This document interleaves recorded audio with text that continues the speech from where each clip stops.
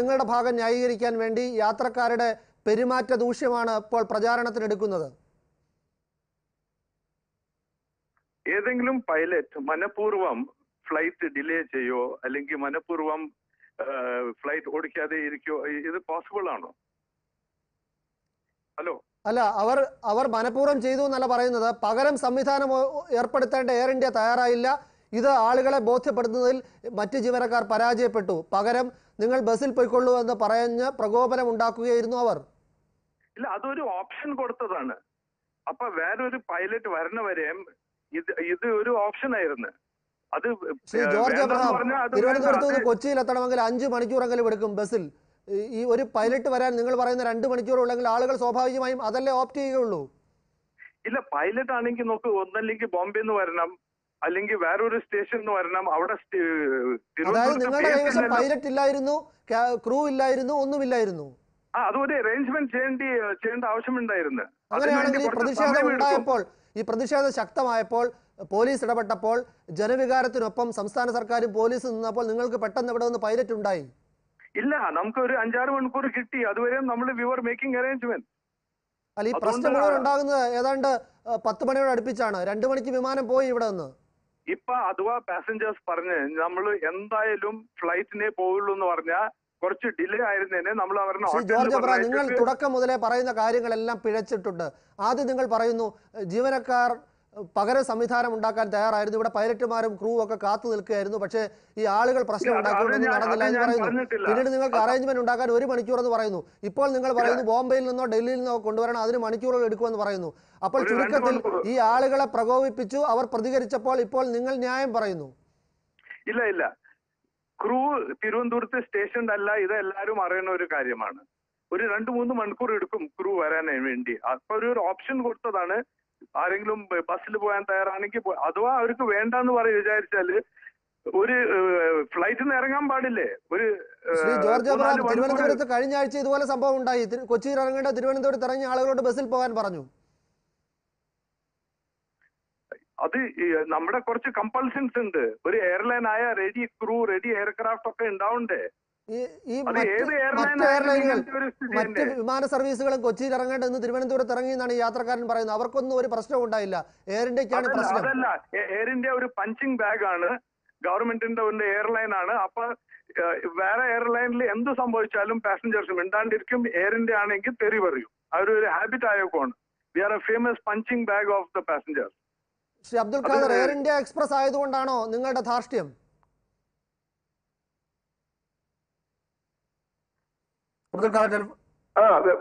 വേറെ ഏത് എയർലൈൻസ് ആണ് ഇവിടെ പ്രശ്നം ഉണ്ടാക്കുന്നുള്ളത്?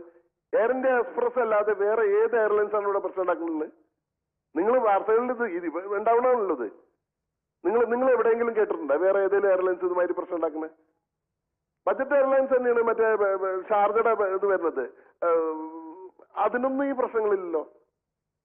തിരിച്ചെത്താം. അഡ്വക്കേറ്റ് ശിവൻ മഠത്തിൽ, ഇക്കാര്യത്തിൽ കോടതിയെ സമീപിച്ചിട്ടുള്ള എയർ ഇന്ത്യയുടെ സർവീസുകൾ റദ്ദാക്കി ജനങ്ങളെ ബുദ്ധിമുട്ടിക്കുന്നതിനെതിരെ കോടതിയെ സമീപിച്ചിട്ടുള്ള ആളാണ് അഡ്വക്കേറ്റ് ശിവൻ മഠത്തിൽ. എയർ ഇന്ത്യ ഈ രീതിയിൽ പെരുമാറുന്നത് ശ്രീ മുരളീധരൻ ആരോപിച്ചതുപോലെ മറ്റ് സ്വകാര്യ വിമാന കമ്പനികളെ പ്രോത്സാഹിപ്പിക്കുന്നതിനാണോ? എയർ ഇന്ത്യ തകർക്കാനുള്ള ശ്രമം എയർ ഇന്ത്യക്കുള്ളിൽ നിന്ന് തന്നെ ഉണ്ടോ? ബിനു, ഞാൻ ആദ്യം ശ്രീ ജോർജ് എബ്രഹാം പറഞ്ഞ കാര്യത്തിൻ്റെ സത്യസന്ധത വളരെ ചോദ്യം ചെയ്യപ്പെടേണ്ട കാര്യമാണ് അദ്ദേഹം ഇവിടെ പറഞ്ഞത്. ഞാൻ ആ വിഷയ സമയക്കുറവുകൊണ്ട് അതിലേക്ക് കടക്കുന്നില്ല. ഈ താങ്കൾ തുടക്കത്തിൽ ഉപയോഗിച്ച വാക്ക് ഞാൻ കടമെടുക്കുകയാണ്. എയർ ഇന്ത്യയുടെ തെമ്മാടിത്തരം തുടങ്ങിയിട്ട് 2-2.5-3 വർഷമായിട്ട് നടന്നുകൊണ്ടിരിക്കുകയാണ്. കൂടുതലായിട്ട് ഇതൊരു നാഷണൽ കാരിയറാണ്. 932 JRD ടാറ്റ സൺസ് തുടങ്ങി. 938 ടാറ്റ എയർലൈൻസ് വരുന്നു. 53 അതിനെ നാഷണലൈസ് ചെയ്യുന്നു. ഗവൺമെൻറ് ഓഫ് ഇന്ത്യ ഏറ്റെടുക്കുന്നു. ഇതൊരു നാഷണൽ പ്രസ്റ്റീജ് കാരിയറാണ്. ഈ കാരിയറിനെ നശിപ്പിക്കാൻ വേണ്ടി ഡയറക്ടർ ജനറൽ ഓഫ് സിവിൽ ഏവിയേഷനും സിവിൽ ഏവിയേഷൻ ഡിപ്പാർട്ട്മെൻറ്റും, ഗവൺമെൻറ് ഓഫ് ഇന്ത്യയുടെ സിവിൽ ഏവിയേഷൻ ഡിപ്പാർട്ട്മെൻറ്റും കഴിഞ്ഞ കുറേ കാലങ്ങളായി സ്വകാര്യ എയർലൈൻസിനെ സഹായിക്കുന്ന രീതിയിൽ പ്രവർത്തിച്ചുകൊണ്ടിരിക്കുന്നതിന് എത്രയോ തെളിവുകൾ കോടതിയുടെ മുമ്പിൽ തന്നെ ഞങ്ങൾ വെച്ചിട്ടുണ്ട്. പിന്നെ NRI non residence association and returnees association കൊടുത്ത കേസിൽ അതവിടെ നിൽക്കട്ടെ. ഇവിടെ അദ്ദേഹം പറഞ്ഞല്ലോ, പിന്നെ ഈ അടുത്ത പൈലറ്റ് വരാൻ വേണ്ടിയിട്ടുള്ള സമയം 6 മണിക്കൂർ അധികം വേണ്ടി വന്നു, അത് എടുക്കാൻ വേണ്ടിയിട്ടാണ്. ഇതൊക്കെ പച്ച കള്ളമാണ്. കാരണം എയർ ഇന്ത്യക്ക് അകത്ത് നടന്ന സംഭവങ്ങളെ സംബന്ധിച്ച് അതിലെ ക്യാമറ ദൃശ്യങ്ങളും പിന്നെ വോയിസ് റെക്കോർഡറും ഒക്കെ പരിശോധിച്ചാൽ നമുക്കതിൻ്റെ യഥാർത്ഥ ചിത്രം മനസ്സിലാവും. പ്രാഥമിക അന്വേഷണത്തിൽ നിന്ന് തന്നെ എയർ ഇന്ത്യയുടെ ഭാഗത്ത് നിന്ന് വീഴ്ച പറ്റിയെന്ന് പോലീസ് അധികാരികൾ ഇവിടെ സ്ഥിരീകരിച്ചത് നമ്മുടെ ഏഷ്യാനെറ്റ് ന്യൂസിൽ തന്നെ വന്നിട്ടുണ്ട്. അത് അന്വേഷിക്കട്ടെ, നടക്കട്ടെ. പക്ഷേ ഇതൊരൊറ്റപ്പെട്ട സംഭവമല്ല. കഴിഞ്ഞ സെപ്റ്റംബർ 8 കാലിക്കറ്റ് റിയാദ് എന്ന ഫ്ലൈറ്റ് കോഴിക്കോട് വെച്ച് ക്യാൻസൽ ചെയ്യുന്നു, 400 പാസഞ്ചേഴ്സിനെ ബുദ്ധിമുട്ടിച്ചുകൊണ്ട് യാതൊരു മുന്നറിയിപ്പില്ലാതെ. അതേപോലെ 22/9/2012 എയർ ഇന്ത്യയുടെ ട്രിവാൻഡ്രം ഷാർജ ഫ്ലൈറ്റ് ക്യാൻസൽ ചെയ്യുന്നു. അതിൽ പ്രസവിച്ച് കൈക്കുഞ്ഞുമായിരുന്ന് കരയുന്ന അമ്മയുടെ ചിത്രങ്ങളൊക്കെ അടുത്ത ദിവസം എല്ലാ മാധ്യമങ്ങളിലും നാഷണൽ മീഡിയയിലും വന്നതാണ്. അത് നമ്മളങ്ങനെ പരിശോധിക്കുമ്പോൾ കഴിഞ്ഞ 17 മുതൽ, അതായത് സെപ്റ്റംബർ 17 മുതൽ ഓഗസ്റ്റ് 17 മുതൽ സെപ്റ്റംബർ 23 വരെ തുടർച്ചയായി എയർ ഇന്ത്യ എക്സ്പ്രസും എയർ ഇന്ത്യ ജംബോ ജെറ്റും ഒക്കെ ക്യാൻസൽ ചെയ്തതിൻ്റെ പശ്ചാത്തലം പരിശോധിക്കുമ്പോൾ നമ്മുടെ ബഹുമാനപ്പെട്ട വ്യോമയാന മന്ത്രിയുടെ ഇടപെടൽ വളരെ സ്പഷ്ടമാണ്. അദ്ദേഹം ഈ കേസിൽ പ്രതിയുമാണ്. അദ്ദേഹം എന്ത് ചെയ്തു എന്നുള്ളത് ഇവിടുത്തെ എല്ലാ മാധ്യമങ്ങളും തുറന്നു കാട്ടിയതാണ്. അപ്പോൾ എയർ ഇന്ത്യ എന്ന് പറയുന്ന ഒരു നാഷണൽ കാരിയർ അതിൻ്റെ അർപ്പിതമായിട്ടുള്ള കർമ്മം നിറവേറ്റാതെ, ഞാൻ അർപ്പിതമായ കർമ്മം എന്ന് പറയുമ്പോൾ ടാറ്റ അത് ഗവൺമെൻറ് ഓഫ് ഇന്ത്യക്ക് കൊടുക്കുന്ന സമയത്ത് അദ്ദേഹം ഒരു കണ്ടീഷൻ വെച്ചിരുന്നു. ഇതൊരു ബഡ്ജറ്റ് എയർലൈൻസായി സർവീസ് മാത്രം മുന്നിൽ കണ്ടുകൊണ്ട് നടത്തണമെന്നുള്ള അദ്ദേഹത്തിൻ്റെ ഒരു വലിയ ഒരു സന്ദേശം എടുത്തുകൊണ്ടാണ് ഗവൺമെൻറ് ഓഫ് ഇന്ത്യ അദ്ദേഹത്തിൽ നിന്ന് എടുക്കുന്നത്. പക്ഷേ അതിനുശേഷം ഇപ്പോൾ ഒരു പ്രൈവറ്റ് എയർലൈൻസിനെ പോലെ പല സമയങ്ങളിലും പീക്ക് ടൈം എന്നൊക്കെ പറഞ്ഞ് ജനങ്ങളെ ബുദ്ധിമുട്ടിക്കുന്ന രീതിയിൽ ഏറ്റവും കൂടുതൽ ചാർജ് മേടിക്കുന്ന, അല്ലെങ്കിൽ ഏറ്റവും കൂടുതൽ മോശമായി സർവീസ് ചെയ്യുന്ന ഒരു കാരിയറായി ഇത് മാറിയിരിക്കുന്നു. ഇത് നശിപ്പിക്കുവാനുള്ള ഒരു ശ്രമം നമ്മുടെ ഇതിൻ്റെ എയർ ഇന്ത്യയുടെ ഡയറക്ടർ ബോർഡും മന്ത്രിയും മറ്റ് ബന്ധപ്പെട്ട ഉദ്യോഗസ്ഥരും കുറേ കാലങ്ങളായി നടത്തിക്കൊണ്ടിരിക്കുന്നതിൻ്റെ തെളിവാണ് ഇപ്പോൾ നമ്മൾ ഇന്നും കണ്ടതിന് കാരണം. മിസ്മാനേജ്മെൻറ്റ്, അതുപോലെ തന്നെ മിസ്അപ്രോപ്രിയേഷൻ ഓഫ് ഫണ്ട്സ് 300 ബില്യനായിരുന്നു കഴിഞ്ഞ 2015 ഏപ്രിൽ ഗവൺമെൻറ് ഓഫ് ഇന്ത്യ ഇതിനെ വീണ്ടും റിവാം ചെയ്യാൻ വേണ്ടി കൊടുത്തത്. അപ്പോൾ അതൊക്കെ നമ്മൾ പരിശോധിക്കുമ്പോൾ എയർ ഇന്ത്യയിൽ നടക്കുന്ന അഴിമതിയെ സംബന്ധിച്ചും ഇവരുടെ മിസ്മാനേജ്മെൻറ്റിനെ സംബന്ധിച്ചും വ്യക്തമായ അന്വേഷണം നടത്താൻ നമ്മുടെ ബന്ധപ്പെട്ട അധികാരികൾ തയ്യാറാകണം. ഇതാണ് ഒരു കാര്യം. രണ്ടാമത്തൊരു കാര്യം, ശ്രീ ജോർജ് ഇവിടെ പറഞ്ഞത് ശരിയായ ഒരു നടപടിയല്ല. ജനങ്ങളെ മണിക്കൂറുകൾ അതിനകത്തിരുത്തി ബുദ്ധിമുട്ടിക്കുമ്പോൾ ആ ബുദ്ധിമുട്ടിക്കുന്ന ആളുകളെ സംബന്ധിച്ചിടത്തോളം അവർക്ക് ഓപ്ഷൻ ബസ്സിൽ പോകണമെങ്കിൽ പോകാം, അല്ലെങ്കിൽ ഇറങ്ങാം എന്നൊക്കെ പറയുമ്പോൾ അവരെ ഒരു അനിശ്ചിതത്തിലിടുന്നു. അതിൽ കൈക്കുഞ്ഞുമായിരുന്ന് കരയുന്ന രംഗം വരെ നമ്മളെ വിഷ്വൽ മീഡിയ പുറത്ത് വിടുന്നുണ്ട്. പിന്നെ പ്രസവത്തിലുള്ള സ്ത്രീ, പ്രസവം കഴിഞ്ഞ സ്ത്രീ, കൈക്കുഞ്ഞ്, പ്രായം ചെന്നവർ, ഇവരൊക്കെ ഇറക്കി വിട്ടാൽ എങ്ങോട്ട് പോകും? അവർ 5-6 മണിക്കൂർ വേണം അവർ തിരിച്ച് അവരുടെ ഡെസ്റ്റിനേഷനിൽ എത്താൻ വേണ്ടിയിട്ട്. അപ്പോൾ ഇവരുടെ കഴിവില്ലായ്മ സംബന്ധിച്ചും ഇവരുടെ നിരുത്തരവാദമായ പ്രവർത്തനങ്ങളും കഴിഞ്ഞ കുറേ കാലങ്ങളായി നമ്മുടെ മലയാളികൾ, പ്രത്യേകിച്ച് ഈ ഗൾഫ് സെക്ടറിൽ വർക്ക് ചെയ്യുന്ന മലയാളികൾ അനുഭവിച്ചുകൊണ്ടിരിക്കുന്നത് ഇവിടുത്തെ വിഷ്വൽ മീഡിയയും പ്രിന്റ് മീഡിയയും എല്ലാം തന്നെ തുറന്നു കാണിച്ചുകൊണ്ടിരുന്നു. മലയാള മനോരമ എഡിറ്റോറിയൽ എഴുതി. പ്രധാനപ്പെട്ട ഒരു കാര്യം കൂടിയുണ്ട്. ഇവിടെ ഒരു വനിതാ പൈലറ്റ് ആയിരുന്നു, അവരുടെ ഡ്യൂട്ടി സമയം കഴിഞ്ഞു, അവർക്ക് പിന്നെ വിമാനം പറപ്പിക്കാനാവില്ല, അവർക്ക് പുറത്തിറങ്ങണം, പകരം സംവിധാനം ഉണ്ടാക്കണം. അതിന് അവർക്ക് അവസരം കൊടുക്കാത്ത രീതിയിൽ അവരെ തടയുന്നു, അവരോട് വളരെ മോശമായി പെരുമാറുന്നു. ഒടുവിൽ അവർക്ക് വിമാനം റാഞ്ചുന്നു എന്ന സന്ദേശം കൊടുക്കേണ്ടി വരുന്നു എന്നൊരു പ്രശ്നം കൂടി ഈ പ്രതികരണത്തിൻ്റെ ഭാഗമായി വരുന്നില്ലേ? ഈ പൈലറ്റ് പറഞ്ഞതിൻ്റെ ആധികാരികത സംബന്ധിച്ചും അതിൻ്റെ വിശ്വാസ്യത സംബന്ധിച്ചും പരിശോധിക്കപ്പെടേണ്ട ഒരു കാര്യമാണ്.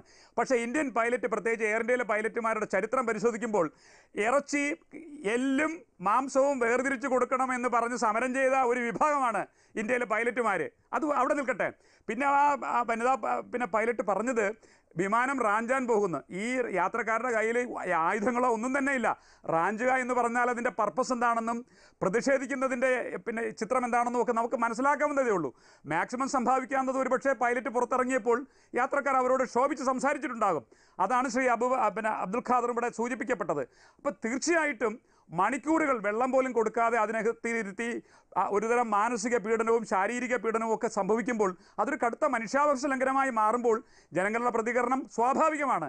അതിനെ നമ്മളിങ്ങനെ ഹൈജാക്ക് ചെയ്യാൻ പോകണു എന്നൊക്കെ പറഞ്ഞ് ആ പദവി ദുരുപയോഗപ്പെടുത്തുന്നൊരവസ്ഥ അറ്റ്ലീസ്റ്റ് അങ്ങനെ സംഭവിക്കുമ്പോൾ ഒരു പൈലറ്റ് എന്ന നിലയിൽ അതിലെ ഫ്ലൈറ്റ് ഓഫീസറും ഒക്കെ തന്നെ യാത്രക്കാരോട് ക്ഷമ പറഞ്ഞ് അത് പരിഹരിക്കുവാനുള്ള ഒരു സാഹചര്യം നേരത്തെ ട്രാവൽ ഓപ്പറേറ്റേഴ്സിൻ്റെ ഭാഗത്തു നിന്ന് സംസാരിച്ച മുരളീധരൻ പറഞ്ഞത് ശരിയാണ്. പണ്ട് കാലങ്ങളിൽ തരകനൊക്കെ ഇരിക്കുന്ന സമയത്ത് എയർ ഇന്ത്യയുടെ ഭാഗത്ത് ഇത്തരങ്ങളും ഒരു വീഴ്ചയോ എന്തെങ്കിലും ചില ടെക്നിക്കൽ സ്നാഗോ വന്നാൽ അവർ ബന്ധപ്പെട്ട സീനിയർ ഉദ്യോഗസ്ഥർ വന്ന് ജനങ്ങളെ പറഞ്ഞ് ബോധ്യപ്പെടുത്തി അവരെ കോൺഫിഡൻസ് എടുക്കും. ആ ഒരു സാഹചര്യമൊക്കെ പോയി ഇന്ന് അനാഥമായിരിക്കുന്നു എയർ ഇന്ത്യയുടെ സംവിധാനങ്ങളൊക്കെ തന്നെ. ഒരു മന്ത്രി സ്വന്തമായിട്ട് സ്പൈസ് ജെറ്റ് ഓടിക്കുന്നു, ശ്രീ മാരൻ. വേറൊരു മുമ്പ് ഏവിയേഷൻ മന്ത്രിയായിരുന്ന പ്രഫുൽ പട്ടേൽ ഇൻഡിഗോ ഓടിക്കുന്നു. എയർ ഇന്ത്യയുടെ പല റൂട്ടുകളും ഇന്ത്യക്ക് കൊടുത്തിരിക്കുന്നു. അപ്പം നമ്മുടെ രാജ്യത്തെ പ്രധാനപ്പെട്ട രാഷ്ട്രീയ പാർട്ടികളും മന്ത്രിമാരും ഒക്കെ തന്നെ ഈ ഒരു പ്രസ്റ്റീജിയസ് നാഷണൽ കാരിയറിനെ നശിപ്പിക്കുവാൻ വേണ്ടിയുള്ള പ്രവർത്തനങ്ങൾ ഗൂഢമായി നടത്തുമ്പോൾ അതിനെ ചോദ്യം ചെയ്യാൻ പറ്റുന്ന രീതിയിൽ നമ്മുടെ രാഷ്ട്രീയ നേതൃത്വവും മറ്റു മന്ത്രിമാരും നമ്മുടെ കേരളത്തിൽ തന്നെ മന്ത്രിമാർക്ക് പോലും കഴിയാതെ വരുന്നു. മുഖ്യമന്ത്രി കത്തെഴുതി, ബഹുമാനപ്പെട്ട പ്രതിരോധ മന്ത്രി അപ്പീൽ ചെയ്തു പ്രൈം മിനിസ്റ്ററോട്, നമ്മുടെ തിരുവനന്തപുരം പാർലമെന്ററി MP അപ്പീൽ ചെയ്തു കഴിഞ്ഞ പ്രാവശ്യം 22/9 ഫ്ലൈറ്റ് ക്യാൻസൽ ചെയ്ത് പ്രശ്നങ്ങൾ ഉണ്ടായ സമയത്ത്. അപ്പോഴൊക്കെ തന്നെ നമുക്ക് മനസ്സിലാക്കാൻ കഴിഞ്ഞത് ഇതൊന്നും പരിഹരിക്കാൻ എയർ ഇന്ത്യയിലെ ഉദ്യോഗസ്ഥന്മാർക്കോ മന്ത്രിക്കോ കഴിയുന്നില്ല. കോടതി ഇടപെട്ടപ്പോൾ മാത്രമാണ്. പ്രധാനപ്പെട്ട പ്രശ്നമാണ് ഇദ്ദേഹം പറയുന്നത്. എന്തുകൊണ്ടാണ് ഈ യാത്രക്കാർ പ്രശ്നം ഉണ്ടാക്കുന്നു, മാധ്യമങ്ങൾ അത് ഏറ്റെടുക്കുന്നു, നിങ്ങളെപ്പോലെയുള്ള ആളുകൾ പ്രതിഷേധ സ്വരം ഉയർത്തുന്നു, അതിനപ്പുറത്തേക്ക് ഈ രാഷ്ട്രീയ നേതാക്കളുടെ ഭാഗത്തുനിന്ന്, അത് ഭരണപക്ഷമായാലും പ്രതിപക്ഷമായാലും, ഒരു പ്രശ്നം ഉണ്ടാകുമ്പോൾ ഇടപെടും എന്നൊക്കെ പറയുന്നതല്ലാതെ ഒരു സമ്മർദ്ദത്തിന്റെ ശക്തി എന്തുകൊണ്ടാണ് എയർ ഇന്ത്യയുടെ കാര്യത്തിൽ ഉണ്ടാവാത്തത്? ഞാൻ ഈ കഴിഞ്ഞ ദിവസം സൂചിപ്പിച്ചു, ഇവിടെ 8 MP-മാരുണ്ട് തിരുവനന്തപുരത്ത്. നമ്മുടെ ബഹുമാനായ മുൻ മുഖ്യമന്ത്രി, പ്രതിരോധ മന്ത്രിയായ AK ആന്റണി അടക്കം തിരുവനന്തപുരം നഗരത്തിൽ താമസിക്കുന്ന 8 MP-മാരുണ്ട്.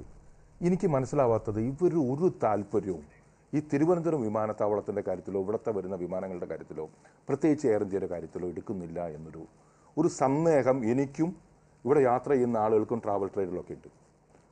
കാരണം വെച്ചിട്ടുണ്ടെങ്കിൽ ഇപ്പോൾ കോഴിക്കോട് 50 ഫ്ലൈറ്റ് കൊടുത്തപ്പോൾ ഇവിടെ 23 ഫ്ലൈറ്റാണുള്ളത്. ഇൻ്റർനാഷണൽ ഫ്ലൈറ്റാണ് ഞാൻ പറയുന്നത്. ഡെയിലി ഉണ്ടായിരുന്ന മസ്കറ്റ് ഫ്ലൈറ്റ് വെട്ടിക്കുറച്ചു.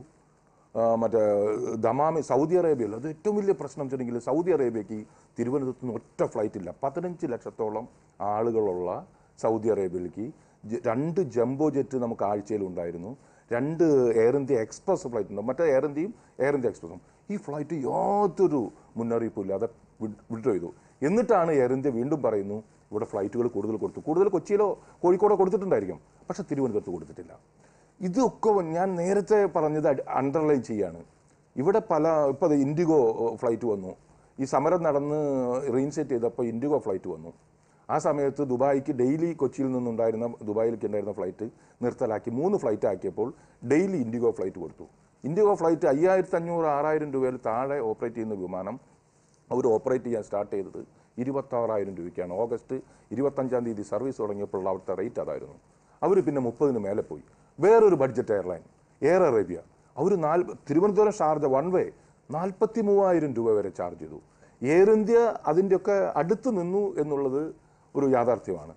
ഇത് എയർ ഇന്ത്യയെ തകർക്കാൻ നമുക്ക് ഇത്രയധികം പൈലറ്റുമാർ, 100 ചില്ലാൻ വിമാനങ്ങൾ, ഇത്രയധികം സൗകര്യമുള്ള ഒരു സെറ്റപ്പിൽ ഇവിടെ നേരത്തെയൊക്കെ പറഞ്ഞിരുന്നു, ഞങ്ങൾ ഫ്ലൈറ്റ് ചോദിക്കുമ്പോൾ പറയും ഫ്ലൈറ്റ് ഞങ്ങൾക്ക് ഇതല്ല, വയബിൾ അല്ല, പ്രോഫിറ്റബിൾ അല്ല, അതുകൊണ്ട് ഞങ്ങൾ അത് വിഡ്രോ ചെയ്യുന്നു, അപ്പോൾ വേറെ കരിയർ വരുന്നു. ഞാൻ ഒരു കാര്യം കൂടി ശ്രദ്ധപ്പെടുത്തുകയാണ്. ഇവിടെ നിന്ന് USA-ലേക്ക് അമേരിക്കയിലേക്ക് എയർ ഇന്ത്യ ഫ്ലൈറ്റ് ഇല്ല എന്ന് പറഞ്ഞാൽ ഇവിടെ പലർക്കും അറിയുമെന്ന് എനിക്കറിയില്ല. ഇവിടുന്ന് ഒരു കാരിയർ, ഞാൻ കാരിയറിൻ്റെ പേര് തന്നെ പറയാൻ ഉദ്ദേശിക്കുകയാണ്. ഇവിടെ ഒരു വിദേശ എമിറേറ്റ്സ് ഇവിടുന്ന് 2 ഫ്ലൈറ്റിൽ 600 പേരെ ഒരു ദിവസം കൊണ്ടുപോകുന്നു. അതിൽ പകുതിയിൽ കൂടുതൽ ആളുകൾ പോകുന്നത് യൂറോപ്പിലോട്ടും അമേരിക്കയിലേക്കുമാണ്. ഇവിടെ ആളില്ലാഞ്ഞിട്ടല്ല, ഞാൻ കാരിയറിന് ഇതില്ല, കാരിയർ നല്ല സർവീസ് കൊടുക്കുന്നുണ്ട്, അതുകൊണ്ട് അവർക്ക് നടവ് കിട്ടുന്നു. പക്ഷേ എയർ ഇന്ത്യയിൽ നിന്ന് ഒരു ഫ്ലൈറ്റ് പോലും, അതായത് ഇവിടെ നിന്ന് കാലത്ത് പോകുന്ന ഫ്ലൈറ്റ് വൈകുന്നേരം ഒരു ഫ്ലൈറ്റ് കൊടുത്താൽ നമുക്ക് 12:30 മണിക്ക് 1 മണിക്ക് ഫ്ലൈറ്റ് ഉണ്ട് ന്യൂയോർക്കിലേക്ക്, ഡയറക്റ്റ് ഫ്ലൈറ്റ് ഡൽഹി ന്യൂയോർക്ക് ഉണ്ട്. അതിനെ കണക്ട് ചെയ്യാൻ ഒരു ഫ്ലൈറ്റ് കൊടുക്കാൻ ഇതുവരെ എയർ ഇന്ത്യ, ഞാൻ നേരത്തെ തുളസിദാസുമായിട്ട്, അന്നത്തെ MD ആയിരുന്ന തുളസിദാസും നമ്മുടെ മുൻ MP പന്നിയൻ രവീന്ദ്രനുമായിട്ട് 1.5 മണിക്കൂർ അദ്ദേഹത്തെ ബ്രീഫ് ചെയ്തു. അദ്ദേഹത്തിന് സമ്മതിക്കും, ഇവിടെ ആളില്ല. ഞാൻ പറഞ്ഞു എമിറേറ്റ്സിന് എങ്ങനെ കിട്ടുന്നു, കുവൈറ്റ് എയർവേസിന് എങ്ങനെ കിട്ടുന്നു, ഇത്തിഹാദിന് കിട്ടുന്നു, മറ്റ് ഖത്തർ എയർവേസിന് കിട്ടുന്നു. ഇവിടെ നിന്ന് നിരവധി വിമാനങ്ങൾ സിൽക്ക് എയർ വരെ ആളുകളെ കൊണ്ടുപോകുന്നു. അപ്പോൾ ഇവിടെ നിന്ന് ആളുകളില്ല എന്ന് പറഞ്ഞത് ഇത് വലിയൊരു ഗൂഢാലോചന, വൻ അഴിമതിയാണ്. ഇത് അന്വേഷിക്കണം. ശ്രീ ജോർജ് എബ്രഹാം, കേസ് എടുക്കുന്നുണ്ട് പോലീസ് പൈലറ്റിന്റെ പരാതിയുടെ അടിസ്ഥാനത്തിൽ കണ്ടാൽ അറിയാവുന്ന 6 യാത്രക്കാർക്കെതിരെ. ഈ കേസ് തുടരേണ്ടതാണോ? ഇല്ല, ഒന്ന് ഞാൻ പറയട്ടെ. ആദ്യം ഇപ്പൊ ഇത് 2 പേര് പറഞ്ഞ കുറെ സത്യമുണ്ട്. എയർ ഇന്ത്യയിൽ ഇംപ്രൂവ്മെന്റ്സ് കുറെ ഉണ്ടാവാനുണ്ട്. എസ്പെഷ്യലി കേരളത്തിലുള്ള സർവീസസിൽ കുറെ ഇംപ്രൂവ്മെന്റ് വരാനുണ്ട്. എയർ ഇന്ത്യയുടെ ഡോമിനേഷൻ എല്ലാം ഔട്ട്സൈഡ് കേരള ആണ്. അതുകൊണ്ട് ഇത്രക്ക് നിഗ്ലക്റ്റഡ് ഏരിയ ആണ് Kerala. Maximum number of passengers ഉണ്ട്. അതിനെപ്പറ്റി ഞാനും എഴുതിയിട്ടുണ്ട് മന്ത്രിയോട്. എന്നിട്ട് അതിനെപ്പറ്റി സീരിയസ്ലി നമ്മൾ ചിന്തിക്കണം. ഇതൊക്കെ പറഞ്ഞതെല്ലാം ശരിയാണ്. ഇപ്പൊ ഈ ഇൻസിഡന്റ് ഇപ്പൊ നമ്മൾ ഗ്രൗണ്ട് ഹാൻഡ്ലിംഗ് ഏജന്റ് ആണ് എല്ലാ എയർപോർട്ട്സിലും ഇന്ത്യയിൽ. അങ്ങനെ മോസ്റ്റ് എയർലൈൻസിന്റെ ഇങ്ങനത്തെ ഒക്കെ സംഭവങ്ങൾ ഉണ്ടാവും. പക്ഷെ ഈ പാസഞ്ചേഴ്സ് പോയി കോക്പിറ്റിലും പൈലറ്റ്സും ക്യാബിൻ ക്രൂ അവരുടെ എന്ത് തെറ്റായിരുന്നു? അവരും ഹെൽപ്ലെസ് അല്ലേ? അവരും ഇങ്ങനെ തന്നെ ഇത്രയും മണിക്കൂറൊക്കെ ഫ്ലൈറ്റിൽ ഇരുന്നുകൊണ്ട് ജോലി ചെയ്തുകൊണ്ട് അവരും അതുപോലെയാണ് ശ്രീ ജോർജ് എബ്രഹാം, യാത്രക്കാരും അതുപോലെയാണ്. ഒരുപാട് മണിക്കൂറുകൾ കഷ്ടപ്പെട്ട് മറ്റൊരു സ്ഥലത്ത് വന്നിറങ്ങി ഉറപ്പുള്ള രോഷമാണ് അവർ പ്രകടിപ്പിച്ചത്. ഇല്ല, ഒന്ന് ഞാൻ പറയട്ടെ. ആദ്യം ഇപ്പൊ ഇത് രണ്ടുപേര് പറഞ്ഞ ഒരു കുറെ സത്യമുണ്ട്. എയർ ഇന്ത്യ ഇംപ്രൂവ്മെന്റ്സ് കുറെ ഉണ്ടാവാനുണ്ട്. എസ്പെഷ്യലി കേരളത്തിലുള്ള സർവീസസിൽ കുറെ ഇംപ്രൂവ്മെന്റ് വരാനുണ്ട്. എയർ ഇന്ത്യയുടെ ഡോമിനേഷൻ എല്ലാം ഔട്ട്സൈഡ് കേരള ആണ്. അതുകൊണ്ട് ഇത്രക്ക് നിഗ്ലക്റ്റഡ് ഏരിയ ആണ് Kerala. Maximum number of passengers ഉണ്ട്. അതിനെപ്പറ്റി ഞാനും എഴുതിയിട്ടുണ്ട് മന്ത്രിയോട്. എന്നിട്ട് അതിനെപ്പറ്റി സീരിയസ്ലി നമ്മൾ ചിന്തിക്കണം. അത് ഇതൊക്കെ പറഞ്ഞതെല്ലാം ശരിയാണ്. ഇപ്പൊ ഈ ഇൻസിഡന്റ് ഇപ്പൊ നമ്മൾ ഗ്രൗണ്ട് ഹാൻഡ്ലിംഗ് ഏജന്റ് ആണ് എല്ലാ എയർപോർട്ട്സിലും ഇന്ത്യയിൽ. അങ്ങനെ മോസ്റ്റ് എയർലൈൻസിന്റെ ഇങ്ങനത്തെ ഒക്കെ സംഭവങ്ങൾ ഉണ്ടാവും. പക്ഷെ ഈ പാസഞ്ചേഴ്സ് പോയി കോക്പിറ്റിലും പൈലറ്റ്സും ക്യാബിൻ ക്രൂ അവരുടെ എന്ത് തെറ്റായിരുന്നു? അവരും ഹെൽപ്ലെസ് അല്ലേ? അവരും ഇങ്ങനെ തന്നെ ഇത്രയും മണിക്കൂറൊക്കെ ഫ്ലൈറ്റിൽ ഇരുന്നുകൊണ്ട് ജോലി ചെയ്തുകൊണ്ട് അവരും അതുപോലെയാണ് ശ്രീ ജോർജ് എബ്രഹാം, യാത്രക്കാരും അതുപോലെയാണ്. ഒരുപാട് മണിക്കൂറുകൾ കഷ്ടപ്പെട്ട് മറ്റൊരു സ്ഥലത്ത് വന്നിറങ്ങി ഉറപ്പുള്ള രോഷമാണ് അവർ പ്രകടിപ്പിച്ചത്. അത് ആ അർത്ഥത്തിൽ മനസ്സിലാക്കുകയല്ലേ ചെയ്യേണ്ടത്, അല്ലാതെ അവർക്കെതിരെ കേസെടുക്കുകയാണോ ചെയ്യേണ്ടത്? പക്ഷെ ആ ഒരു സ്ഥിതിയിൽ ആ പൈലറ്റിന് അവരുടെ ഡ്യൂട്ടീസ് അറിയാം. അവർക്ക് ചില ഗൈഡ് ലൈൻസ് ഉണ്ട്. ആ ഗൈഡ് ലൈൻസ് അനുസരിച്ച് ഒരു 3-4 മണിക്കൂർ വരെയും അവർ നിന്നിട്ട് പിന്നെ അവർക്ക് ചെയ്യേണ്ടത് അവർ. ജോർജ് എബ്രഹാം, എന്റെ ചോദ്യം, ഈ കേസ് തുടരണമെന്ന് നിങ്ങൾ ഉൾപ്പെടെ, എയർ ഇന്ത്യ ജീവനക്കാർ ഉൾപ്പെടെ സമ്മർദ്ദം ചെലുത്തുമോ? കേസ് ശക്തമാക്കണമെന്ന് ആവശ്യപ്പെടുമോ, അതോ ഉപേക്ഷിക്കുമോ? ഇല്ല, നമുക്ക് ഈ case is not a solution. നമുക്ക് പാസഞ്ചേഴ്സിനെ മനസ്സിലാക്കണം, പാസഞ്ചേഴ്സിനെ നമ്മളുടെ മനസ്സിലാക്കണം. അതായത് ഈ തൽക്കാലം ഇത് ഒരുപാട് ഞങ്ങൾ ഈ വിഷയത്തിൽ സംസാരിക്കാൻ വിളിച്ചപ്പോൾ പോലും ഒരുപാട് യാത്രക്കാർ പേടിച്ചിരിക്കുന്നത് അവസാനം ഈ വിവാദമൊക്കെ അടങ്ങുമ്പോൾ അവർക്കെതിരെ കേസ് വരുമോ, അവർക്കിനി നാളെ ജോലിക്ക് പോകാൻ കഴിയുമോ എന്നൊക്കെ ഉള്ളതാണ്.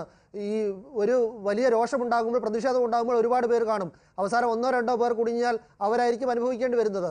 ആ അർത്ഥത്തിലാണ് ചോദിക്കുന്നത്, എന്തിനാണ് ഈ കേസുമായി പൈലറ്റിന് മുന്നോട്ട് പോകേണ്ടത്? അവർക്കെതിരെ എന്തെങ്കിലും നടപടി ഉണ്ടാവുന്നതിനുള്ള ഒരു പ്രതിരോധം എന്നതിനപ്പുറത്തേക്ക് ഈ രോഷം ഈ രീതിയിൽ മനസ്സിലാക്കി പിന്മാറുകയല്ല വേണ്ടത്. ഇല്ല, ഇപ്പൊ പൈലറ്റ് എക്സാക്ട്ലി എന്ത് സംഭവിച്ചു, അവരുടെ ഗൈഡ് ലൈൻസ് അനുസരിച്ച് അവർക്ക് എന്ത് ചെയ്യണം അവര് ചെയ്ത്.